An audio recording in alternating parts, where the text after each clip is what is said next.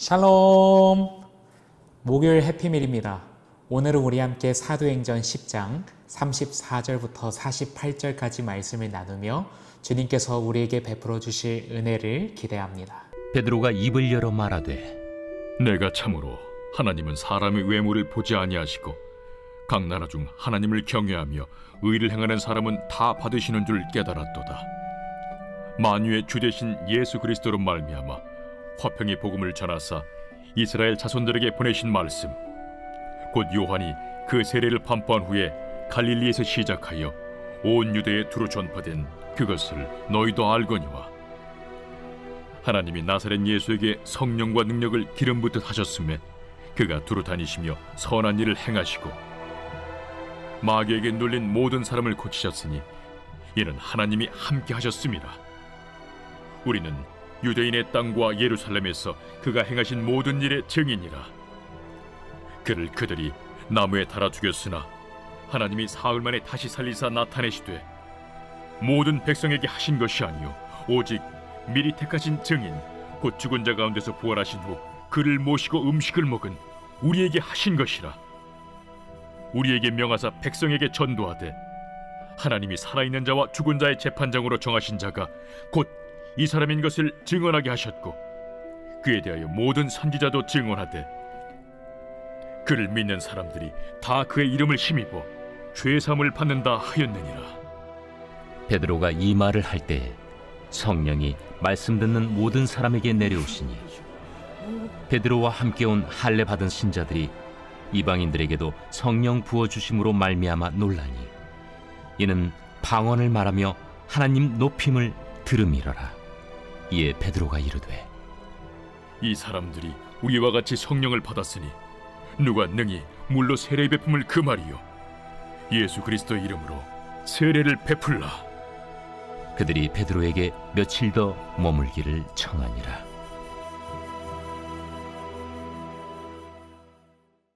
오늘 본문에선 베드로가 최초로 이방인들에게 복음을 선포하는 내용이 담겨 있습니다. 특별히 하나님께서 그에게 미리 보여주셨던 환상을 베드로는 이제야 깨닫습니다. 유대인들이 부정하다고 여기며 외면했던 이방인들을 하나님께서 깨끗게 하셨다는 사실이 확인됩니다. 하나님은 사람을 외모로 평가하지 않으심을 깨닫게 되고 또 차별이 없으신 하나님을 찬양하게 됩니다. 고넬료와 같은 이방인이라 할지라도 하나님을 믿고 의를 행하면 하나님이 기뻐하신다는 사실을 분명하게 깨닫게 됩니다. 이로써 우리는 하나님은 차별이 없으신 분이라는 것을 발견합니다. 36절을 보면 베드로는 어떠한 복음을 선포합니까? 바로 화평의 복음을 선포합니다. 이렇듯 복음은 화평하게 합니다. 막힌 담을 헐어요. 유대인과 이방인 사이의 간격이 얼마나 컸습니까? 이 골이 얼마나 깊었어요. 그러나 말씀이 선포되어지고 성령님이 임하시자 갈라졌던 것이 하나 되는 역사가 일어납니다. 그러므로 복음에는 능력이 있습니다. 복음에는 힘이 있습니다. 갈라졌던 마음들을 공동체를 다시 하나가 되게 하는 능력이 있습니다. 예수님은 말씀입니다. 그러므로 예수님은 복음입니다. 예수님은 하나님과 우리의 갈라졌던 관계를 다시 회복시켜 주셨습니다. 그분은 평강의 왕, 화평의 복음이십니다. 이 복음을 소유하셨습니까? 그렇다면 갈라졌던 관계가 복음으로 회복되길 소망합니다. 36절부터 43절 말씀에서 베드로는 이제 복음을 요약해서 선포합니다. 예수님께서 이 땅에 오셔서 성령님을 받으시고 하나님과 동행하며 모든 능력을 행하셨습니다. 그리고 십자가에서 죽으신 후 사흘 만에 다시 부활하셨습니다. 그리고 예수님은 재림하실 것입니다. 이것이 우리가 알아야 하는 복음의 정수이고 또 복음의 핵심입니다. 베드로의 설교가 끝나기도 전에 성령님이 이제 그곳에 임하십니다. 이방인 가운데 임하십니다. 지금까지 성령님이 사람들에게 어떻게 임하셨는지 혹시 기억하십니까? 먼저는 마가의 다락방에서 기도하던 유대인들에게 임하십니다. 그 다음에는 사도행전 8장에서 베드로와 요한이 사마리아인들을 위해서 열심히 기도할 때 사마리아인들에게 성령이 임하십니다. 그리고 오늘 본문에서 이제 이방인들에게 성령이 임하시는데 그 성령이 누구를 통해서 임하십니까? 바로 베드로를 통해서 임합니다.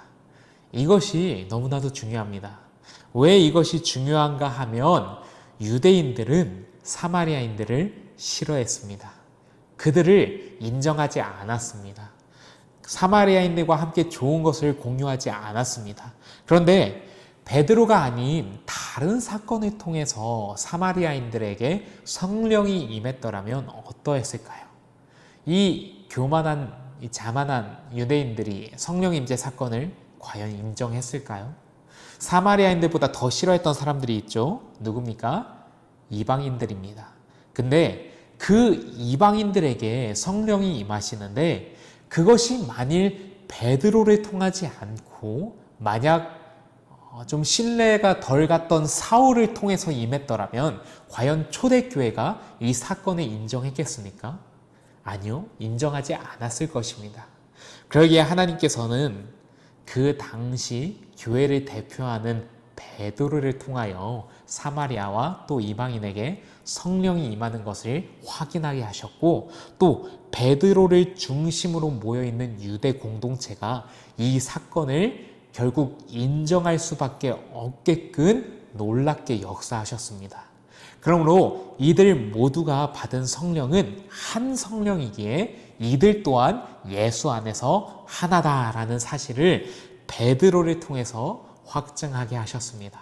그러므로 베드로가 뭐 특별하거나 그가 능력이 많거나 혹은 그가 뛰어나서 그를 통해서 성령님을 주신 것이 아니라 그가 유대인을 대표하고 그가 교회를 대표하는 인물이라. 그리고 물론 그 자리에 하나님께서 그를 세우셨기에 그를 통해 역사하지 않으시면 나머지 유대인들이 이 사실을 인정하지 않을 수도 있었기에 그를 사용하신 겁니다.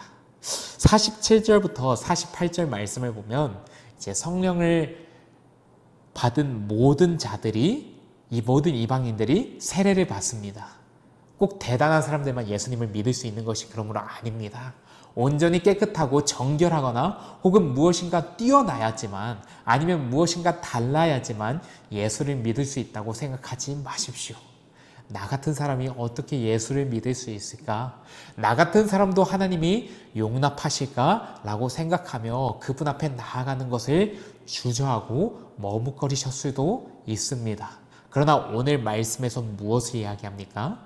차별 없이 임하시는 성령님에 대해서 말씀합니다.